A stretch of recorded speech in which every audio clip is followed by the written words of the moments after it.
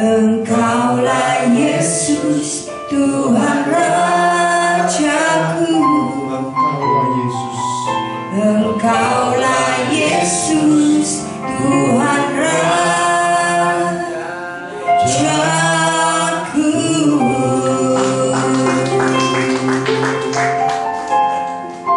Dan penuhi kami dengan kebenaran-Mu, supaya hidup kami Engkau terangi lagi, supaya kaki kami tidak terantuk batu dan terjatuh, tetapi kami berjalan sekalipun dalam dunia yang gelap ini, terang kebenaran kasih dan firman-Mu itu menyinari jalan-jalan hidup kami.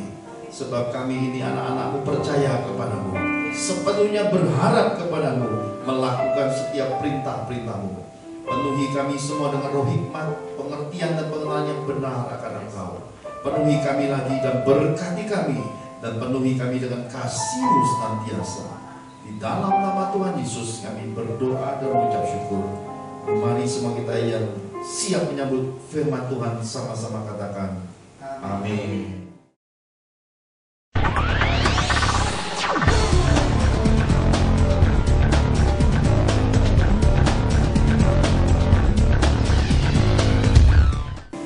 Shalom. Mari bersama-sama kita buka kitab Nabi Samuel di dalam 1 Samuel pasal 15 ayat 1 sampai ayat yang ke-23. Ada sebuah cerita yang sangat menarik sekali dan kita bisa belajar tentang jalan, pilihan, dan kehendak untuk ikut Tuhan. Kita belajar sesuatu yang menarik di dalam kisah 1 Samuel pasal 15 ini. Kita mulai dari ayat pertama. Demikian firman Tuhan.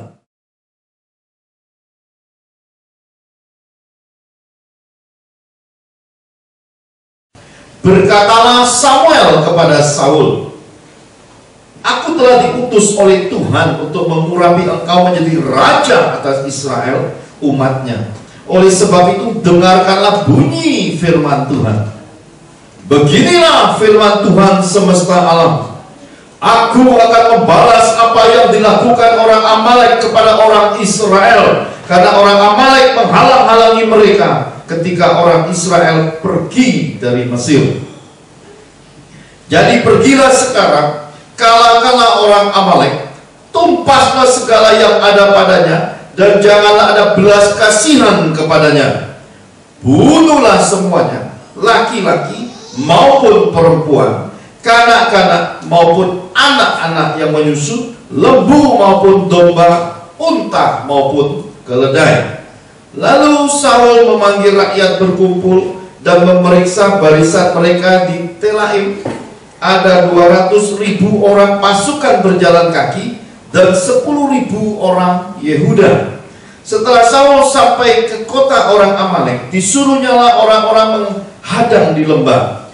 Berkatalah Saul kepada orang Keni, berangkatlah, menjauhlah, pergilah dari tengah-tengah orang Amalek, supaya jangan kulenyapkan kamu bersama-sama dengan mereka. Bukankah kamu telah menunjukkan persahabatanmu kepada semua orang Israel ketika mereka pergi dari Mesir? Sesudah itu menjauhlah orang Keni dari tengah-tengah orang Amalek. Lalu Saul memukulkan orang Amalek mulai dari Hawilah sampai ke Syur yang di sebelah timur Mesir. Agak orang Amalek ditangkapnya hidup-hidup, tetapi segenap rakyatnya ditumpasnya dengan mata pedang. Sampai ayat yang ke-8 ini kita coba tangkap sesuatu. Tuhan memerintahkan satu keadaan, satu kegiatan, suatu keputusan dari kerajaan sorga bahwa orang Israel harus berperang dengan orang Amalek oleh karena perkara masa lalu. Oleh karena satu sejarah, oleh karena satu histori, ketika orang-orang Israel keluar dari tanah Mesir, ternyata orang-orang Amalek ini tidak memberkati, malah menghalang-halangi, istilahnya menyandung orang-orang Israel, dan Tuhan sendiri sangat benci akan hal itu. Jadi di dalam hidup kita ini ada masa lalu. Orang-orang Israel punya masa lalu, dan masa lalunya orang-orang Israel itu dicatat dalam buku-buku sejarah mereka. Orang-orang Israel ingat betul apa yang terjadi, meskipun sudah ganti generasi, tetapi terjadi berbagai hal di dalam kehidupan orang-orang Israel itu ada catatan-catatan sejarahnya. Nah, ini merupakan catatan sejarah yang cukup lama, dari generasi Musa turun sampai ke generasi Saul. Tetapi orang-orang Israel masih ingat semua catatan sejarah. Karena itulah di dalam kehidupan ini, kita tidak boleh lupakan sejarah kehidupan garis nenek moyang kita, garis sejarah leluhur kita. Kita mesti pelajari, kita mesti selidiki, kita mesti lihat sesuatu di garis kehidupan masa lalu kita, supaya di balik kehidupan masa lalu kita, di balik kehidupan nenek moyang kita, kita bisa memetik dan belajar dari hal-hal yang sudah pernah ada di dalam rumpun keluarga ini. Setiap kita pasti punya kelebihan yang diwariskan dari nenek moyang kita. Setiap kita pasti punya kekurangan, hal-hal negatif, hal yang tidak jadi berkat yang diwariskan dari nenek moyang kita. Oleh karena itulah kita mesti belajar akan sejarah, supaya sejarah itu diperbarui. Dan di sini kita bisa belajar ayat 1 sampai ayat 8 ini, Tuhan ingin menyelesaikan semua sejarah itu pada masa Saul. Karena Saul ini adalah raja pertama. Nabi Samuel merupakan hakim-hakim pada generasinya, dan Nabi Samuel merupakan nabi yang sangat diurapi dari dalam kandungan, dari masa kecilnya, dengan tanda-tanda heran, dengan hidup yang benar, dan memilih seorang Saul menjadi raja merupakan pembatas hakim-hakim dengan keadaan raja-raja sesudah itu. Dan kita bisa belajar ketika Tuhan memerintahkan Saul satu perintah, satu ketegasan. Kalau nabi-nabi yang melakukan perintah Tuhan itu tidak ada komprominya. Karena itu nabi-nabi Tuhan itu sangat terkenal dengan radikal, konsisten, tidak pandang bulu. Nabi-nabi Tuhan itu terkenal dengan militannya. Kalau Tuhan berfirman, dia kerjakan, meskipun tidak populer, meskipun ada harga mahal. Yang namanya nabi-nabi Tuhan itu pasti lebih melakukan perintah Tuhan daripada memandang sisi apapun, baik dunia, manusia, ataupun siapapun. Nah, kita belajar di balik apa yang terjadi dalam hidup seorang Raja Saul. Saul memang ada roh Tuhannya, tetapi roh Tuhan yang ada pada Saul berbeda dengan yang ada pada Samuel. Kenapa berbeda? Rohnya sama, tetapi ada perbedaannya. Apa yang berbeda? Saul ini dipilih. Dia sendiri tidak tahu bahwa dia pilihan. Tetapi Samuel dari dalam kandungan sudah dinasarkan. Dan ketika dia diurapi, Tuhan berfirman, Samuel mendengar suara Tuhan. Sedangkan Saul ini tidak sepeka Nabi Samuel. Pengalaman-pengalaman hubungan-hubungan pribadinya dengan Tuhan yang ada adalah ya, dia menerima jembatannya lewat suara Tuhan melalui Nabi Samuel. Sedangkan Samuel itu mendengar langsung semua firman Tuhan, langsung dari sumbernya, dari Tuhan sendiri. Jadi kita bisa belajar dalam kehidupan ini bahwa di dalam kekristenan ini ada orang-orang yang langsung menerima suara Tuhan, langsung bergaul karib dengan Tuhan. Sementara ada juga orang-orang Kristen, ada jembatannya, ada perantaranya. Karena itu di dalam kehidupan kekristenan ini kita mengenal dengan istilah 5 jawatan. Yang pertama, rasul. Rasul dipakai Tuhan untuk meletakkan fondasi gereja-gereja Tuhan. Yang kedua, nabi. Nabi dipakai untuk membersihkan umat Tuhan, untuk meletakkan suara Tuhan secara murni. Nabi melakukan banyak hal-hal yang ajaib oleh perintah Tuhan. Rasul-rasul juga, tetapi nabi lebih radikal di dalam melakukan hal-hal yang berbau supranatural di dalam kehidupan sehari-hari. Kemudian kita tahu ada penginjil. Penginjil adalah orang yang diurapi untuk pekabaran Injil. Biasanya penginjil disertai dengan tanda-tanda heran, dengan hal-hal yang ajaib untuk menyatakan bahwa pelayanan pemberitaan Injil itu disertai Tuhan. Yang keempat, pengajar.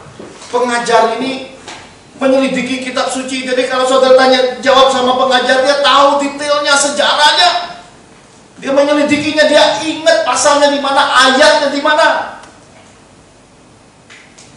Jadi kita tahu persis Tuhan memperlengkapi, ada pengajar. Jadi kalau saudara kurang ajar, saudara mesti ketemu pengajar. Supaya apa? Supaya belajar dan diajar. Karena itulah orang-orang Kristen harus memahami bahwa ketika saudara sekolah teologi, ketika saudara minta diajar, saudara memberi dirimu untuk diajar, sudah tamat, jangan jadi orang yang kurang ajar lagi. Karena kita tahu hari-hari ini banyak sekali orang yang sudah lolos di dalam dunia diajar dan mengajar, malah jadi gede kepala, sombong rohani. Karena merasa lebih tahu dari banyak orang. Sebenarnya salah. Yang benar adalah orang makin banyak belajar, makin banyak diajar, memberi diri untuk diajar, harusnya lebih rendah hati. Orang makin tahu itu makin humble. Orang makin berisi itu seperti padi makin merunduk. Yang terus naik ke atas itu yang nggak ada isinya, saudara. Yang ketiup angin terus ke atas. Yang sombong itu biasanya tong kosong, nyaring bunyinya, biasanya nggak ada isinya, terus ngumbar kata-kata, ngumbar diri, nggak ada isinya. Sementara yang berkualitas, yang ngerti citra Tuhan, yang ngerti kehendak Tuhan, itu biasanya rendah hati. Karena itu kita belajar hari ini untuk meletakkan bahwa kalau mau diajar, terus mau belajar, menempatkan diri untuk diajar, lolos, kemudian lulus dalam dunia ajar mengajar, apalagi dunia teologi, buahnya harus lebih rendah hati. Itu tandanya. Ya. Karena STH itu adalah sarjana teologi. Jangan sampai gara-gara kelakuan kita menjadi sekolah tinggi hati. Itu salah. Ya. Jadi kita belajar hari ini bahwa penempatan 5 jawatan ini harus pada koridornya, dan kemudian Tuhan melengkapi semuanya dengan satu jawatan lagi yang namanya gembala. Yesus sendiri berkata, aku adalah gembala yang baik. Gembala itu kerjanya ngayomi domba-domba. Domba-domba yang hilang dia pergi cari, yang luka dia balut. Dia sangat dekat dengan domba-dombanya, dan domba-dombanya tenang di dekat dia. Domba-domba melihat jalannya sang gembala. Tongkatnya gembala itu menjaga domba-domba dari serangan-serangan serigala. Dan saudara mesti tahu, seorang gembala adalah seorang penjaga jiwa-jiwa. Dialah penjaga pintu rumah Tuhan. Heran. Kalau ada umat Tuhan dikasih tahu tentang keadaan hidup, tentang perbuatan hidup yang melanggar firman, jangan berbuat dosa. Heran kalau sampai ada umat Tuhan malah pergi tinggalkan para penjaga, para gembala yang demikian hidup benar di hadapan Tuhan. Kenapa?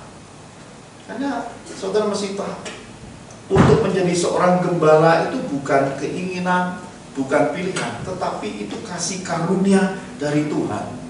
Gembala yang baik itu memberi hidupnya untuk Tuhan, memberi dirinya untuk selalu berada di depan, di belakang, ngelilingi domba-domba, dan hidupnya hanya bersyafaat untuk pemeliharaan jiwa-jiwa di hadapan Tuhan. Gembala yang baik adalah gembala yang belajar menjadi serupa segambar dengan gembala agungnya Tuhan Yesus. Jadi 5 jawatan ini Tuhan beri. Supaya apa? Supaya gereja diperlengkapi, supaya gereja tidak liar, tidak sesat, supaya kita punya warna pelayanan, warna kehidupan kekristenan. Kita ada koridornya, ada pembatasnya, ada parameternya, ada tuntunannya, saudara. Nah, karena itu kita menangkap bagian demi bagian di dalamnya tentang Nabi Samuel, tentang Raja Saul ini akan menarik sekali. Yuk kita lihat sambungan ayat berikutnya. Lihat, Tuhan itu sudah perintahkan musnahkan bangsa Amalek dan tidak ada sisa. Semuanya, saudara bisa baca nanti ayat-ayat yang tadi sudah kita baca, ayat 1 sampai yang ke-8 tadi, bahwa bayi-bayi yang menyusui pun, apapun pokoknya sikat habis. Ini artinya di dalam perintah ini adalah keputusan mutlak. Tuhan sudah melakukan suatu pemateraian, artinya sudah nggak bisa ditawar-tawar lagi. Istilahnya dalam pelayanan sering saya temui, kalau Tuhan sudah berkata mari, ya, kita nggak bisa tawar. Karena kalau kita tawar, terkadang hal tidak baik terjadi sesudah kita tawar, saudara. Maka dalam hidup ini kita mesti belajar menangkap hati Tuhan, mesti mengerti kehendak Tuhan. Nah, perhatikan dari ayat yang ke-9.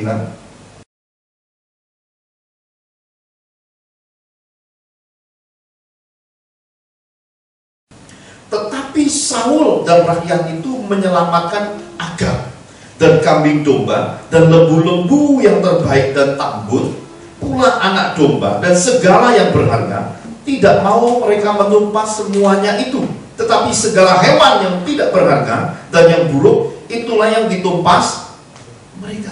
Ini orang Israel menang perang karena Tuhan berkata perang. Buahnya jelas, kemenangan terbukti dari Tuhan, ada hasilnya. Tetapi inilah kehidupan di dunia ini. Ketika kita berhasil, ketika kita sudah pegang otoritas, ketika kita sudah mencapai janji-janji Tuhan, kita sudah disembuhkan, kita sudah dipulihkan, kita sudah terima penggenapan apa yang Tuhan firmankan. Lihat hati manusia, dia mulai milih-milih. Ini yang jelek, kurus, budukan, basmi, hancurkan. Kekristenan kayak gitu. Yang gak terpakai, barang rusak yang gak berharga, serahkan ke Tuhan. Sementara di kitab suci dikatakan lembu-lembu yang terbaik, tambun, anak domba, segala yang berharga, mereka singkirkan. Oh, jangan dimusnahkan, sayang dong. Hati manusia ada ikatannya. Hati manusia kalau ada ikatannya, hidupnya gak akan merdeka. Kalau hidup gak merdeka, pasti hidupnya akan menderita sampai hari kematiannya. Karena itulah kitab suci berkata, di mana ada roh Allah, di situ ada kemerdekaan. Itulah sebenarnya kunci kebahagiaan hidup. Kemerdekaan. Ada roh Tuhan, ada pengurapan, dan firman itu memerdekakan kita. Firman bagaimana bisa memerdekakan kita? Ketika kita taat akan Tuhan, hati kita terbuka, roh itu masuk.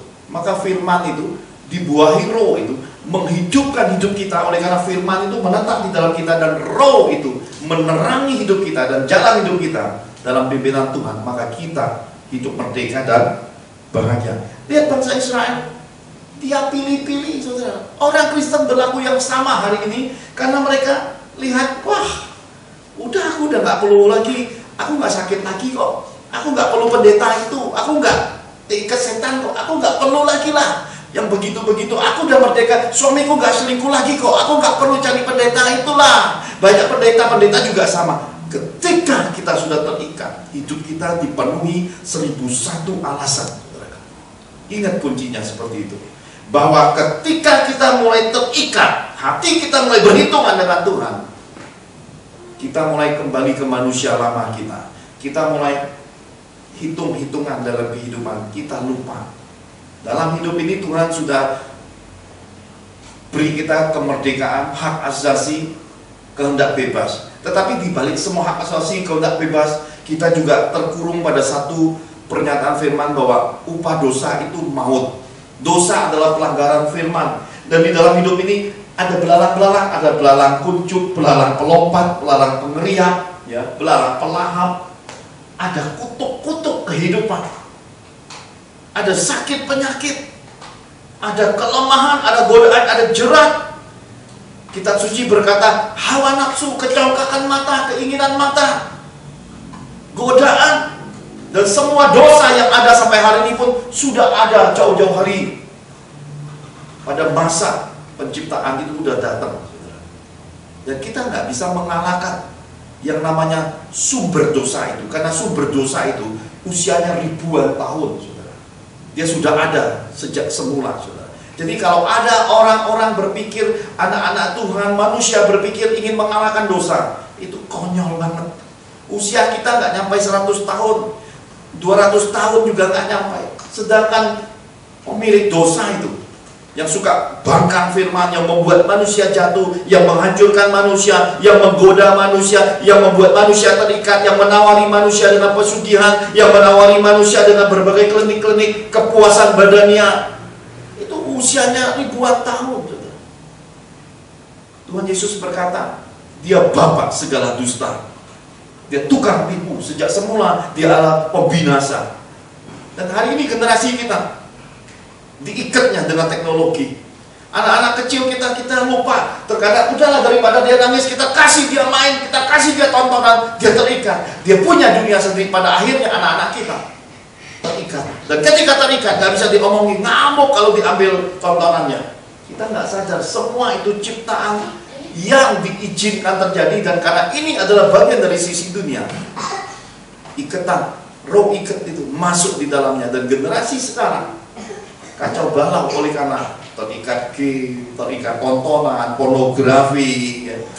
Tidak lagi punya sosialisasi, tidak ada lagi komunikasi dua arah sama orang tua, jarang banget sharing terbuka, nggak ada lagi. Kenapa? Karena isi hari-harinya mereka larut di dalam apa yang disebut dengan ikatan duniawi dan nafsu-nafsu setan. Kita masih tangkap semua ini, saudara.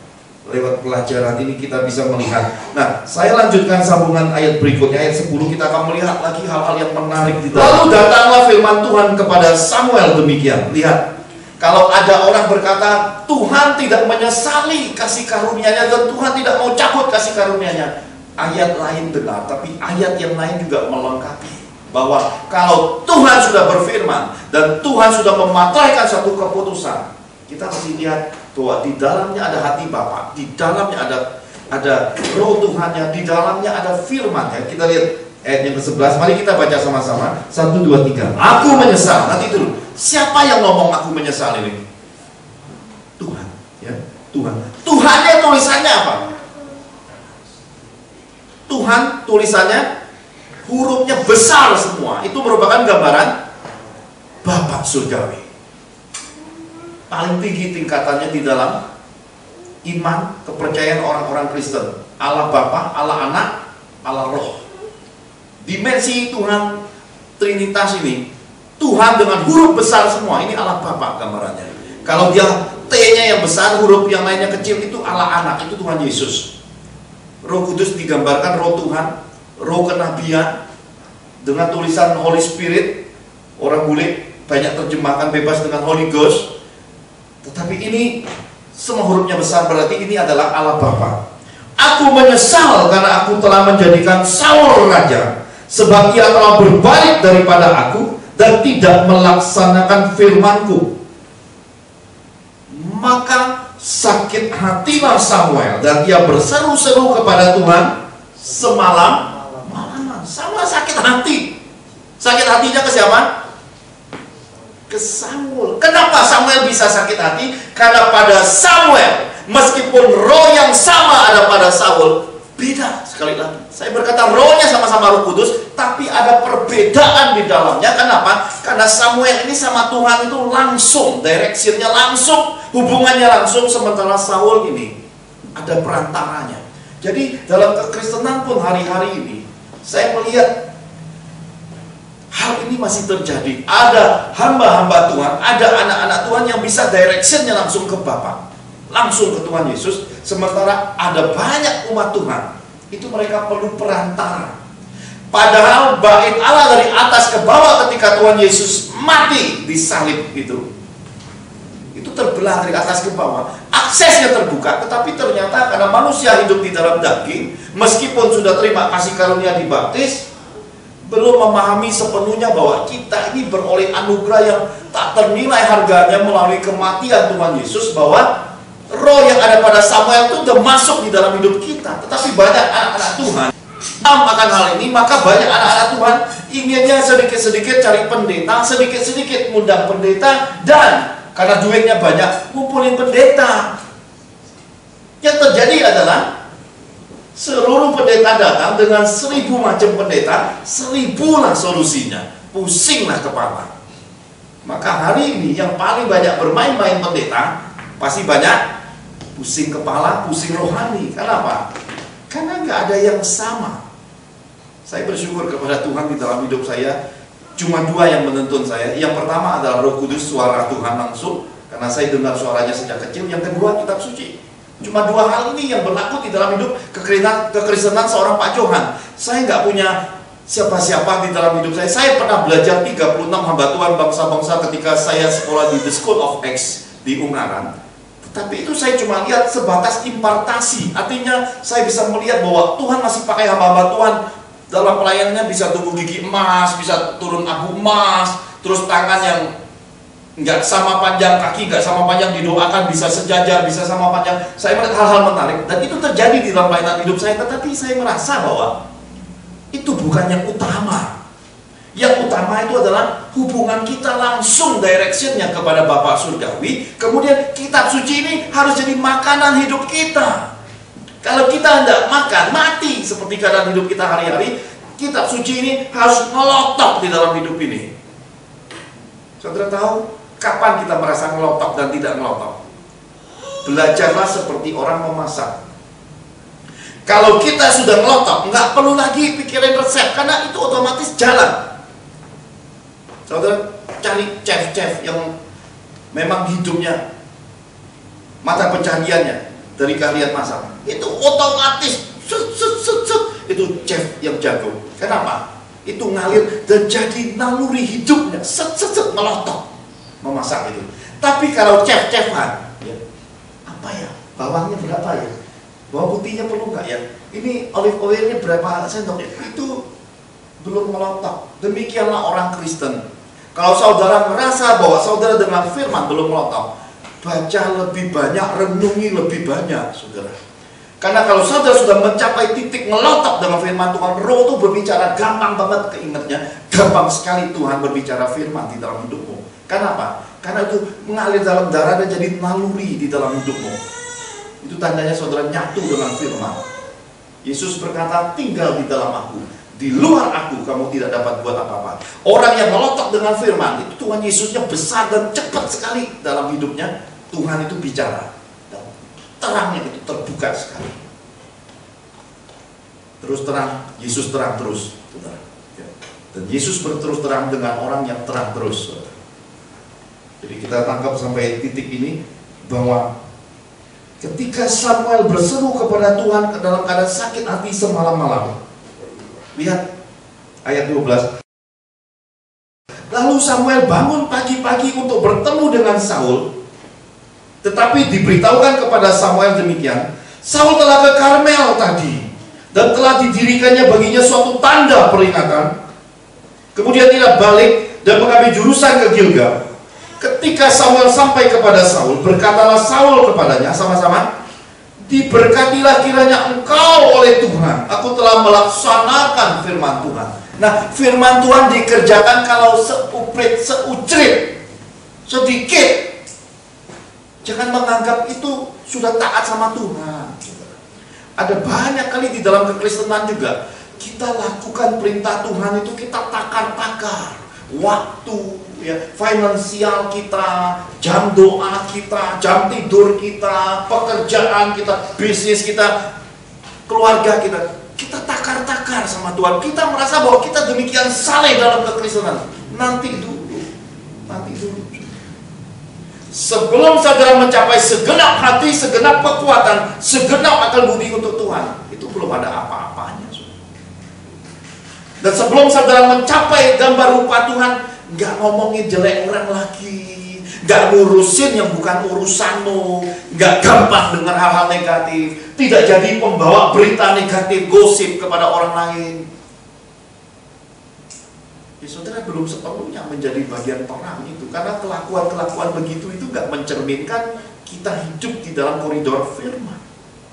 Kalau orang sudah mencapai apa yang disebut dengan terang dan koridor firman, dia akan mulai menjaga dirinya. Saudara masih ingat pohon mangga di rumah saya? Ketika pohon mangga itu belum berbulir-bulir berbunga, mau disemprot, mau dihujani kayak apapun, Bu Angel usil nggak? Bu Angel urusin nggak? Enggak, dia nggak peduli. Kenapa? Nggak ada apa-apanya. Tapi sekarang sudah ada bulir-bulirnya, udah ada bunganya, ada putiknya. Baru papa saya semprot air serot, padahal dari samping Bu Angel bilang apa? Rontok bunganya disiram sama papa. Ya? Karena apa? Ada rasa sayang. Demikianlah kekristenan. Kalau saudara belum berbulir, belum berbuah, kamu udah sayang diri kamu. Kamu biarkan hal yang jelek, negatif, yang merusak, yang penuh kepahitan itu masuk di dalam panca inderamu, masuk hatimu, karena kamu belum berbuah, belum berbulir. Tapi kalau kamu sudah berbuah dan berbulir, kamu akan berkata, tolong jangan ya, itu tidak sesuai firman Tuhan, tolong jangan diteruskan, hentikan, itu bukan dari Tuhan, itu gosip, itu belum terbukti kebenarannya. Karena itu kuncinya. Kitab suci mengajarkan kita lewat pernyataan Tuhan Yesus, ukuran segala sesuatu adalah berbuah. Ngerti saudara? Dan tempatkanlah dirimu. Bagaimana kamu suka, kamu beri orang lain hal yang kamu suka. Kalau kamu nggak suka, kamu jangan beri orang lain juga yang kamu tidak suka. Karena kalau kita paksakan hal-hal seperti itu, kita jadi generasi kekristenan yang munafik. Tuhan Yesus paling benci dengan orang yang munafik. Nangkap ya saudara? Jadi ini Tuhan ajarkan kepada kita pelajaran hidup, saudara. Karena hari ini terabaikan semua ini. Ada banyak orang berpikir kekristenan itu apa? Ada banyak orang lupa kekristenan itu apa? Ada banyak orang bertanya-tanya kekristenan sesungguhnya itu apa? Ya ini saudara, penjabaran lewat Nabi Samuel dan Saul dan perkara Allah Bapa ini. Kita belajar melihat kedalaman kekristenan. Kita bisa melihat hal-hal yang ini sebenarnya kehendak Bapa di dalam citra manusia, di dalam anak-anak Tuhan, di dalam kehidupan orang-orang Kristen. Nah, perhatikan hal-hal yang lebih dalam, lebih menarik di balik apa yang dirasakan seorang Saul. Aku sudah lakukan perintah Tuhan, aku sudah taati Tuhan, dan dia menyambut Nabi Samuel, diberkatilah engkau kiranya oleh Tuhan. Dia berpikir memberi sedikit pujian kepada hamba Tuhan, semuanya akan baik. Ada banyak anak-anak Tuhan berpikir bahwa roh Tuhan bisa dibeli dengan puji-pujian. Roh Tuhan itu bisa dimanipulasi dengan hal-hal yang seucelit-seucelit itu. Nanti dulu perhatikan yang lebih dalam lagi, ayat 14. 1 Samuel 15 ayat 14. Tetapi kata Samuel, nah perhatikan saudaraku, kalau begitu apakah bunyi kambing domba yang sampai ke telingaku dan bunyi lembu-lembu yang kudengar itu? Jawab Saul, semuanya itu dibawa daripada orang Amalek. Lihat, ini alasannya. Sebab rakyat menyelamatkan kambing domba dan lembu-lembu yang terbaik dengan maksud untuk mempersembahkan korban kepada Tuhan Allahmu, tetapi selebihnya telah kami tumpas. Saya selalu berkata dalam kekristenan ini, niat baik tidak selamanya berakhir jadi berkat. Saya selalu berkata, selalu semua manusia inginnya baik, tapi berbeda dengan kehendak Tuhan. Yang baik dari manusia belum tentu sesuai kehendak Tuhan. Karena itu bedakan antara kegiatan sosial dengan yang namanya kehendak dan perintah dan kasih Tuhan. Terkadang hal itu mirip dan kadang-kadang memang ada bagian yang sama, tapi ada bagian-bagian yang tidak sama, saudara. Nangkap saudara ya? Ini kitab suci, ini kita nggak bisa hindari. Karena Saul demikian rohaninya beralasan dan membawa-bawa nama rakyat, saudaraku. 16. Lalu berkatalah Samuel kepada Saul, "Sudahlah, aku akan memberitahukan kepadamu apa yang difirmankan Tuhan kepadamu tadi malam." Kata Saul kepadanya, Katakanlah sejujurnya, apa mungkin kita bersatu?" Ini lagu, saudara. Kalau tak mungkin lagi hujan. Ya ngerti, saudara? Kalau kita tidak di dalam kehendak Tuhan, kita di dalam niat baik manusia, apa mungkin kita jadi bagian kerajaan sorga lagi? Kalau kita merasa sudah demikian salehnya, tapi sebenarnya itu tidak sesuai perintah Tuhan, apa mungkin kita disebut orang yang diberkati Tuhan? Maka Nabi Samuel, saya senang banget kalau saudara baca ini, saudara akan tahu siapa Nabi Samuel. Ini Nabi yang ditakuti pada masanya. Kalau saudara belajar tentang catatan kitab Nabi Samuel, waktu dia mau mengakhiri pelayanannya, dia berkata, mari saling menghakimi, mari kita berhakim-hakiman dengan umat Israel. Kalau aku merugikan kamu, aku ganti lipat ganda, tapi kalau tidak, biar guru guntur hujan, kata Samuel. Itu kitab suci. Nabi ini nabi yang luar biasa, saudara. Jadi kalau dia berkata, "Sudahlah," wah, saya bayangin, saudara, itu seisi tempat di mana berdirinya Nabi Samuel itu pasti getar, saudara. Kenapa? Kata-kata itu pasti pengurapannya luar biasa. Sudahlah, ngeri, saudara. Kenapa? Ini Nabi yang ngomong, dan di dalamnya ada keputusan Allah Bapa di sorga. 17. Sesudah itu berkatalah Samuel, "Bukankah engkau, walaupun engkau kecil pada pemandanganmu sendiri, telah menjadi kepala atas suku-suku Israel? Dan bukankah Tuhan telah mengurapi engkau menjadi raja atas Israel?" Apa yang dilakukan seorang Nabi Samuel ini yang Pak Johan selalu ajarkan dalam khotbah-khotbahnya, yaitu supaya umat Tuhan tahu budi, tahu diri, tahu menempatkan diri, tahu ingat kebaikan Tuhan. Ini yang dilakukan.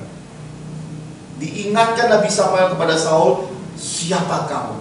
Apa masa lalumu, persoalanmu, penyakitmu, keadaanmu, dan siapa kamu dulu? Dan ketika Tuhan berfirman, dan siapa kamu hari ini? Apakah kamu lupa dulu firman Tuhan dan sekarang yang terjadi? Ini loh, saudara. Hari ini anak-anak Tuhan masih ingat bahwa hidup ini belum berakhir.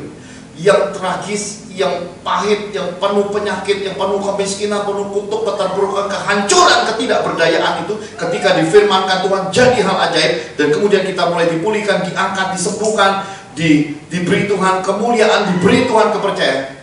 Itu bukan segala-galanya, saudara. Itu masih ada lanjutannya, saudara. Dan Saul melakukan sesuatu yang fatal. Kenapa fatal? Kompromi, memilih pilihan banyak orang, lebih mengutamakan kepentingan banyak orang. Kenapa? Karena dia merasa image, ya. Dia merasa nama baik, dia merasa, wah, aku nggak nyaman dan rasa paisenki, nggak enak hati sama orang banyak. Kompromi, mulai tawar-menawar, dan pada akhirnya dia merasa bahwa ya Tuhan nggak apa-apa lah. Dia mulai memotong kehendak Tuhan, dia mulai memotong salibnya, dia mulai menakar Tuhan. Dengan apa? Dengan melihat manusia yang jumlahnya banyak, dengan melihat manusia punya tekanan, dia melihat kepentingan, kebutuhan manusia yang begitu banyaknya, akhirnya Tuhannya dikecilkan. Ini kesalahan fatal di dalam kekristenan, saudara. Terkadang ketika kita kompromi terhadap sesuatu yang salah, kita sedang mengecilkan Tuhan, kita sedang memotong salib Tuhan, kita sedang menghancurkan kepercayaan Tuhan, kita sedang membakar kasih karunia Tuhan dalam hidup kita. Itu berbahaya dalam kekristenan. Perhatikan, Tuhan telah menyuruh engkau pergi, ayat 18, dengan pesan, pergilah, tumpaslah orang-orang berdosa itu, yaitu orang Amalek, yakni orang Amalek, berperang melawan mereka sampai engkau membinasakan mereka. Mengapa engkau tidak mendengarkan suara Tuhan? Mengapa engkau mengambil jalan dan melakukan apa yang jahat di mata Tuhan? Ini, yang jahat di mata Tuhan itu adalah ketidaktaatan, pelanggaran firman, kemudian mengecilkan Tuhan, memotong salib, kemudian menakar semua kepentingan kebutuhan manusia dan mengabaikan kehendak Tuhan. Itu jahat di mata Tuhan. Saudara, saya ini mengamati kehidupan orang-orang Kristen karena banyak kali pelajaran Tuhan di dalam hidup saya itu adalah lewat pelayanan, lewat konseling, lewat banyak hal yang terjadi di dalam kehidupan orang-orang Kristen. Saya banyak melihat Tuhan selalu berkata sama saya, lihat, nah itulah manusia, itulah mereka. Kenapa mereka buat begitu? Dari zaman dulu sampai hari ini mereka masih buat hal yang sama. Itu Tuhan ngajari ke saya. Terkadang ada banyak sekali orang-orang yang menurut saya, saudara ya, terlalu banyak hal rohani di dalamnya, terlalu banyak sekali kesimpulan dan alasan rohani di baliknya, terlalu banyak kenal tokoh-tokoh rohani di baliknya. Terkadang nggak baik. Kenapa nggak baik? Karena nggak tahu lagi warna diri sendiri, nggak bisa lagi yang punya yang namanya konsistensi diri sendiri, konsistensi imannya. Karena orang lain yang rohani-rohani itu biar mempengaruhi, akhirnya hilang warnanya sendiri. Manusia ketika kehilangan warnanya, dia akan jadi bunglon kekristenan. Dia akan gampang sekali entah ke kiri, entah ke kanan, entah ke hitam, entah ke putih, entah suci, entah kotor juga nggak apa-apa. Bahaya di dalam kekristenan. Generasi ini disebut generasi suam kuku, tidak punya pendirian. Dan orang-orang Kristen seringkali tidak berpegang dengan yang namanya konsekuensi. Ketika kita mengabaikan konsekuensi, sebenarnya kita sudah melanggar komitmen di dalam hidup. Kita ketika memutuskan sesuatu sesuai perintah Tuhan, sesuai firman Tuhan, dan ketika kita bernasar, ketika kita melakukan apa yang Tuhan mau, seharusnya kita paham bahwa apapun keputusan hidup kita pasti ada konsekuensinya. Seorang pria ketika memilih wanita untuk menjadi istrinya, ada konsekuensinya. Seorang wanita memilih seorang pria jadi suaminya, ada konsekuensinya. Ada banyak keluarga hancur karena mereka tidak konsekuen. Mereka tidak siap menerima konsekuensi di balik keputusannya. Maka akhir zaman banyak generasi tidak konsekuensi. Yang terjadi adalah kawin mengawinkan, cerai sana cerai sini. Seperti Tuhan Yesus perkatakan, akhir zaman banyak orang akan kawin mengawinkan, cerai-ceraian. Kenapa? Karena tidak siap terima konsekuensi hidup, tidak pegang komitmen hidup. Itu yang terjadi. Nah, saudara perhatikan, ketika kita punya duit, dunia berkata kamu kaya. Tapi saya berkata, ukuran kaya bukan semata-mata uang, saudara. Karena banyak kali orang punya uang tidak bisa menikmati hidup. Kenapa tidak bisa menikmati hidup? Karena hidup tidak sepenuhnya dijamin oleh uang. Memang uang bisa memberi beberapa kenyamanan di dunia ini, tapi beberapa bagian di dunia ini, duit yang namanya uang itu tidak bisa tolong.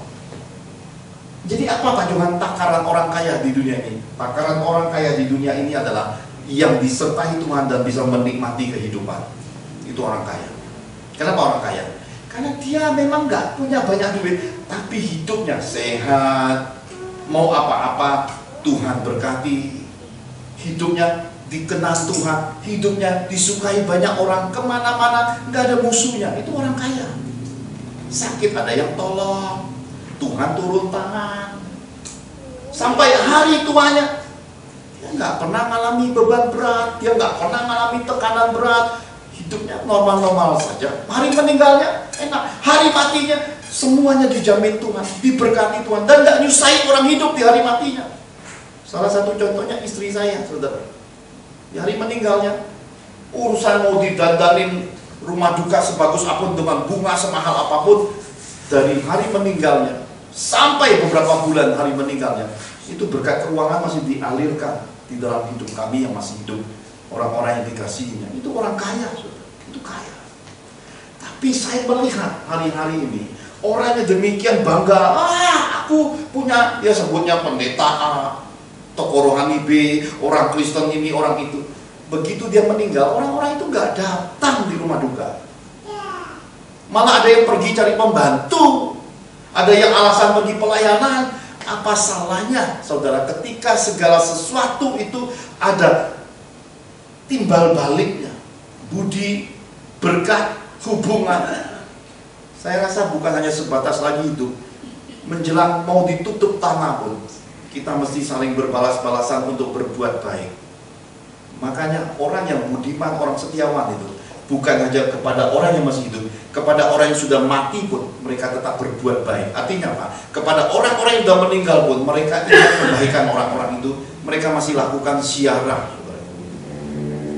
Tokoh ini ada pada Boas, generasi nenek moyang seorang Daud.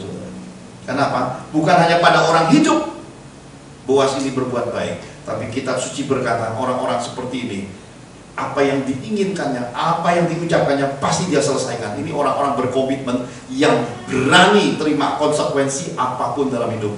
Maka tidak salah, Daud dilahirkan dari generasi rumpun keturunannya. Orang besar pasti garis rumpunnya terahnya, terah orang besar. Pasti, nggak mungkin tikusnya curut melahirkan gajah, nggak mungkin. Pak, ada? Nggak mungkin. Terjadi Pak? Nggak mungkin. Karena itu terah kita, itu adalah terah Yesus Kristus.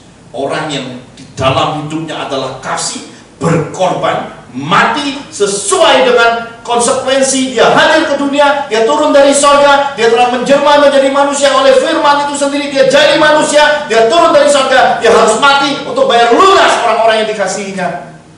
Itu komitmen manusia Yesus. Dan itu gambar dan rupa kita sebagai orang Kristen.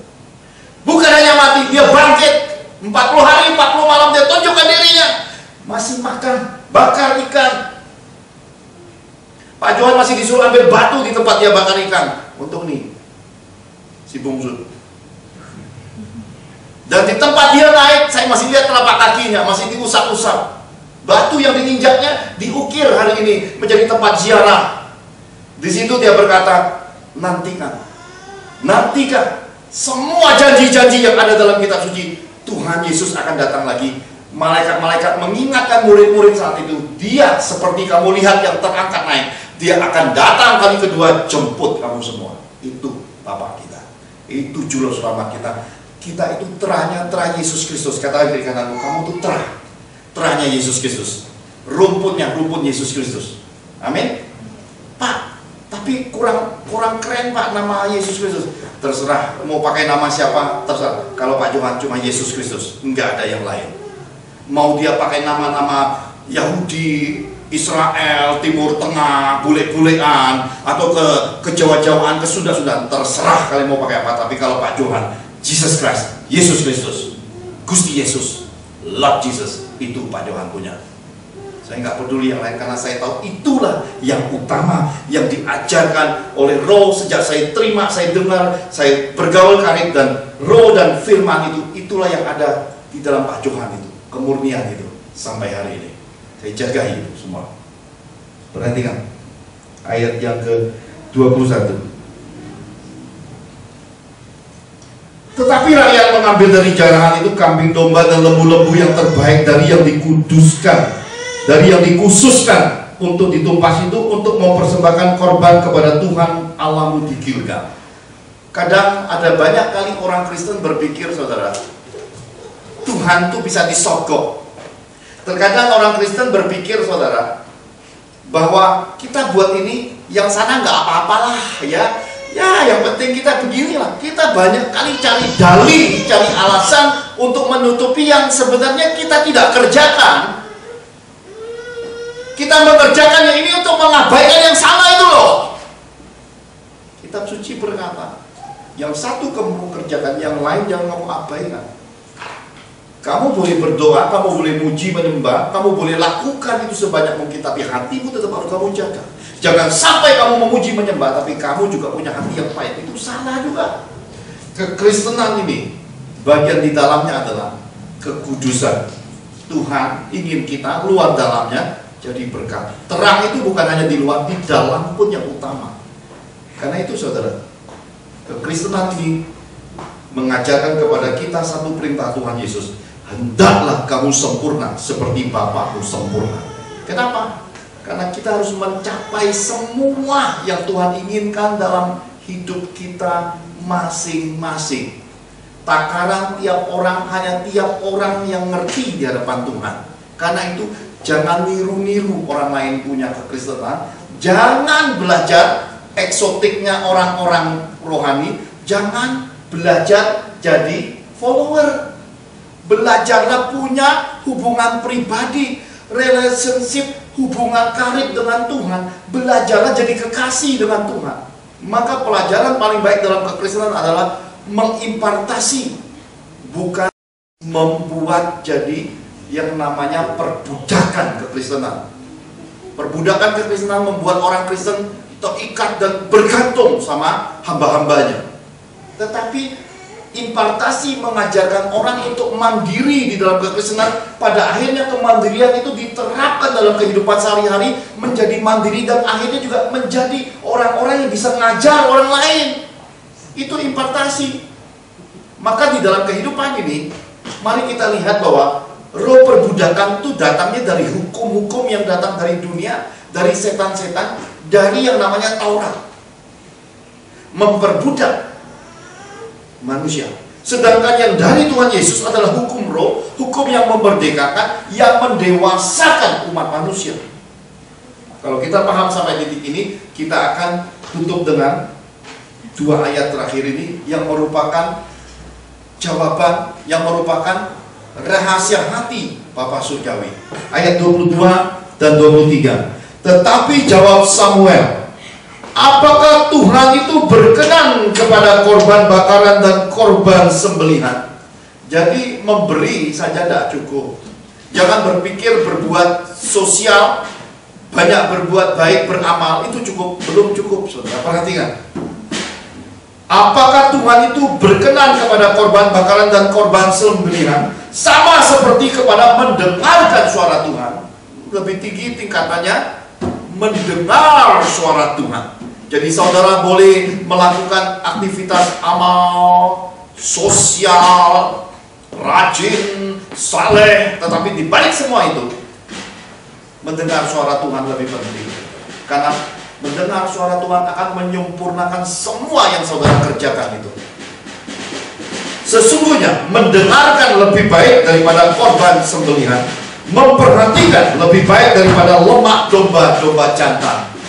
Jadi kalau kita mendengar suara Tuhan, bukan hanya yang kita kerjakan itu akan dikuduskan, dimurnikan, tapi kita sendiri akan menjadi bejana yang disempurnakan.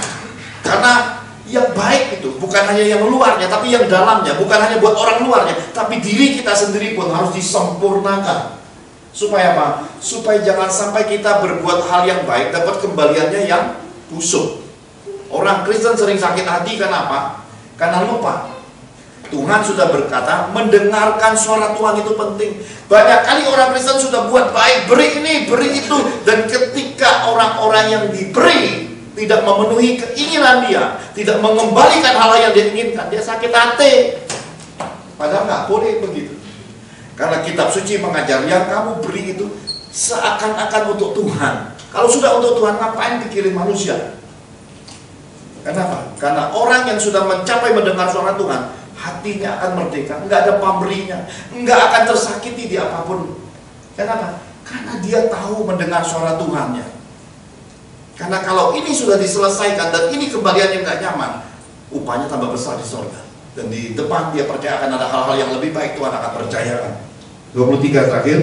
Sebab pendurhakaan adalah sama seperti dosa bertenuh, dan kedekilan adalah sama seperti menyembah berhala dan terafim. Karena engkau menolak firman Tuhan, sama-sama ia telah menolak engkau sebagai raja. Saul ditolak, saudara. Dan kalau Saul ditolak, yang terjadi adalah materainya, kasih karunia dicabut, roh Tuhan undur, Saul jadi orang gila. Kalau orang Kristen ditolak Tuhan, warga kerajaan surganya dicabut, saudara. Kalau dicabut artinya apa? Gak bisa masuk lagi ke surga. Maka kitab Ibrani berkata, ada dosa-dosa yang kalau sudah tahu kebenaran, masih murtad dan masih keraskan hati melakukan dosa-dosa di balik kebenaran yang dia sadari, itu tidak ada lagi korban penghapusnya, saudara. Artinya apa? Ditolak Tuhan, dan itu bagiannya saudara tahu. Gertakan gigi, apinya nggak padam, ulatnya penuh di situ, ulat beladuknya. Tuhan berkata itu tempat yang mengerikan, neraka. Jadi dalam hidup ini, mari kita belajar menangkap apa yang diajarkan Tuhan lewat Nabi Samuel, lewat Saul, lewat Allah Bapa punya hati ini. Kita tangkap sama-sama. Pelajaran ini Tuhan ingin saya sampaikan, kenapa? Karena saya melihat ada banyak sekali hal-hal yang mulai keliru di dalam kekristenan. Saya mulai ngamati banyak beberapa waktu ini. Tuhan berkata, lihat nak, mau dibawa kemana anak-anakku, mau dibawa kemana rumahku, mau dibawa kemana generasi ini, apakah sampai ke arah kehendakku? Saya terus lihat, saudara. Saya amati, lalu Tuhan mulai ajarkan hal-hal seperti ini untuk diajarkan. Memang terdengar begitu keras, tegas, bahkan seperti pisau begitu tajam. Tapi kalau saudara terus dengar renungin, saudara akan tangkap bahwa firman Tuhan ini murni. Dan yang saya sampaikan inilah yang dikenal, dan inilah suara-suara yang datang dari surga untuk kita berbalik pada kasih mula-mula. Nah saudara, coba saudara pahami lagi nanti di rumah, ulangi lagi pelajaran ini, suaranya. Saudara bisa dengar lagi rekamannya, saudara akan tangkap, saudara akan mulai mengerti siapa kita dan apa maunya Tuhan. Dan saudara akan bisa menempatkan dirimu, keluargamu, orang-orang yang saudara sayang sesuai dengan apa yang dikenal Tuhan dalam catatan kitab suci. Saudara, terkadang dalam hidup, seperti kami tadi berangkat, anak bungsu saya nyetir, si Sarah, dia berkata gini, wah aku nyetir kali ini ada SIM-nya loh. Nggak sangka-sangka lo ada SIM-nya nyetir. Wah bangga, senang. Saudara tahu hari ini kan arus mudik mungkin akan mencapai puncaknya mulai hari ini. Jadi jalanan itu dibuat kontraflow, jadi dibikin one way. Di kilometer 29 tiba-tiba kami masuk kontraflow. Awalnya macet, sempatlah ada omongan-omongan kami di mobil. Ya kita pilih di sini malah nggak gerak, ya sebelah kiri malah gerak ya. Kenapa kita masuk sini? Manusia di dalam hidup terkadang nggak tahu masa depan, gerutunya sekarang. Ada banyak anak-anak Tuhan diproses, diberi hal yang nggak nyenengin, ngalami pencobaan, ngalami hal-hal nggak enak, gerutu. Tiba-tiba dapat sakit, tiba-tiba keluarga bermasalah, tiba-tiba bisnisnya bermasalah, tiba-tiba pelayanannya bermasalah, tiba-tiba gerejanya hilang tempatnya, gerutu. Seperti tadi, kita kecil-kecil ngomongnya, tapi itu sebenarnya gerutu. Ya enakan situ ini, ngapain dibikin begini nggak jalan? Itu sebentar aja, nggak nyampe 5 menit, jalannya lancar. Dan sesudah lancar beberapa kilo kemudian, sebelah kiri nggak bergerak sama sekali. Dan itu berpuluh-puluh kilo jauh kemacetan itu sampai ya gerutu itu berubah jadi guyonan. Ih, kita jalannya kita lupa gerutunya. Itulah orang Kristen hari ini. Kalau udah ditolong, kalau udah dikasih tunjuk pilihan Tuhan, wah enaknya jalannya Boulevard lancar ya. Malah melihat orang, kasihan deh lu lihat. Kan banyak kekristenan hari ini kayak gitu. Tapi saudara mesti tahu, hidup, pilihan, keputusan ada konsekuensi. Ingat itu baik-baik. Konsekuensi itulah yang harus kita sadari. Dan tiba-tiba jalan mendekati kilometer 66, kami mesti masuk ke arah tol Purbaleni. Karena kami ada di posisi kontraflow one way, jalan sebelah. Tidak ada yang dibuka penyekatnya, otomatis nggak bisa belok. Yang terjadi adalah kami diarahkan menuju tol Cipali, akan menuju ke Cirebon, Jawa Tengah. Hore, hore! Kenapa? Nggak akan sampai Bandung akhirnya. Sengsara nggak saudara? Yang baru punya SIM, yang nyetir juga bingung. Kemana ya Pak? Saya cuma bilang teruskan saja dan masih ada waktu. Nyantai, jalan aja. Jalan terus, dan tiba-tiba pintu tol yang dari kilometer 9 itu sudah dipindahkan ke 70. Di situ kami keluar dan kemudian mulai bertanya. Ternyata banyak mobil juga yang bertanya, kenapa? Mungkin juga bingung, kagok. Dalam hidup ini ada situasi-situasi baru akan buat hidup kita kagok. Disitulah penting kita bertanya. Karena manusia nggak bertanya, sesat di jalan. Kalau udah sesat di jalan, nguring-nguringan dada keruan jalan. Karena itu di dalam kekristenan juga, kalau nggak tahu bertanya. Kalau lebih lagi nggak tahu, lebih lagi bertanya. Jangan ngambil keputusan atau lagi ngambil kesimpulan, itu namanya bahaya. Ketika dikatakan sama petugas, nanti Bapak belok sana ya, ambil paling kiri, ikuti mobil itu. Kami ikuti mobil itu, nyelonong hilang. Tapi saya bilang, saya kira-kira tahu lah jalan ini. Kami keluar kilometer 72, kami masuk di jalan Sadar. Itu jalan itu ada konsekuensinya. Ingat, ini pesan Tuhan hari ini. Segala sesuatu, keputusanmu, hidupmu, imanmu ada konsekuensinya. Ingat itu. Apapun yang kamu lakukan pasti ada konsekuensinya. Ingat itu. Dan orang yang tidak siap terima konsekuensi, dia akan melanggar komitmennya. Dia akan lepaskan asalnya. Dan orang yang tidak pegang komitmen, lepaskan asalnya, pada saatnya nanti akan bayar harga mahal. Amin. Tapi orang yang pegang komitmen, orang yang selalu berani terima konsekuensinya, dia akan menjadi orang yang konsisten. Dan orang yang konsisten itu akan sampai tujuan yang ditetapkan Tuhan. Pasti masuk Kanaan, pasti capai semua janji-janji Tuhan. Amin. Jadi kita tahu hari ini Tuhan pesankan kepada kita kekuatan firman, kekuatan roh untuk iman kita, berani melangkah, berani mencapai semua yang Tuhan mau. Saya bertanya pada saudara hari ini, kita kumpulkan uang, kita bekerja habis-habisan banting tulang, kita buat anak-anak kita sekolah ya dah. Wah, pokoknya belajar sampai gak ada hari lagi untuk main, belajar terus belajar. Untuk apa? Pertanyaannya untuk apa? Ketika satu saat penyakit datang menderang, menggerogoti hidup, untuk apa semua itu? Untuk apa semua itu? Kalau gitu Pak, anak gak usah sekolah, gak usah cari duit, nganggur aja, makan hidup, tidur, mati di rumah. Untuk apa juga? Ini tambah bodoh namanya. Ini lebih konyol lagi. Yang saya maksud adalah, mari kenali Tuhan selagi hidup. Amin. Supaya setiap hal yang kita kerjakan itu diatur Tuhan. Cash flow hidup kita lewat iman, cash flow itu selalu penuh, selalu baru. Karena kita suci berkata berkat Tuhan itu setiap hari selalu baru. Karena di dalam hidup ini kalau ada Yesusnya, ada Roh Kudus, ada firman-Nya, ada cash flow-nya, ada perputarannya, dan semua itu diatur Tuhan. Enak gak? Enak kan saudara? Lihat, kalau nggak ada Tuhannya mungkin nggak ada hal-hal seperti ini. Yuli sama Irwan masih begini kawan. Ya, sudah berapa? 13-14 tahun hari ini menikah. Kalau nggak ada Father's Miracle, kalau nggak ada cara Tuhan lewat Pak Bambang bikin tangan saya sakit juga, ada kayak mimpi kamu. Ya, kamu masih begini berdua. Ngerti saudara? Masih main kelereng gundu di rumah suami. Ingat, ini bagian yang sudah berdua. Jagai dan bawa menuju kemuliaan yang lebih besar lagi ke depan. Amin. Lihat, Leo sama Sonia, kalau Tuhan nggak izinin kamu ngalami sedikit sakit, mungkin nggak anakmu bisa main drum di sini. Mimpi juga nggak sampai.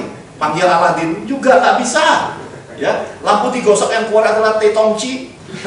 Ya, yang keluar teh, nikmatnya teh, tapi nggak bisa main drum gitu. Tapi kita tahu bahwa Tuhan, sesuai kitab suci berkata, Tuhan itu ikut serta di dalam semua masa depan. Tuhan itu mengadakan rencana-rencana atas hidup kita, dan semuanya mendatangkan damai sejahtera. Amin. Mari kita bangkit berdiri, kasih Tuhan memberkati kita semua.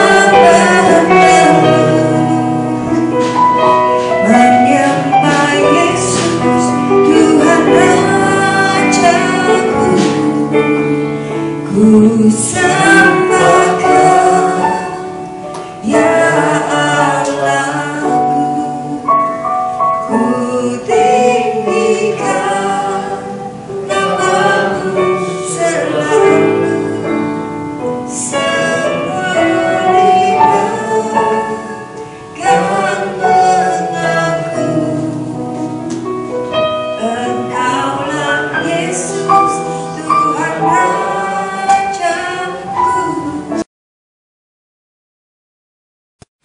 Saudara yang dikasihi oleh Tuhan, biarlah firman selalu menjadi pelita dan terang bagi hidup kita. Tuhan memberkati engkau dan melindungi engkau. Tuhan menyinari engkau dengan wajahnya dan memberi engkau kasih karunia. Tuhan menghadapkan wajahnya kepadamu dan memberi engkau damai sejahtera. Terimalah berkat dari Bapa, Tuhan Yesus, dan dari Roh Kudus dalam nama Tuhan Yesus. Amin. Amin.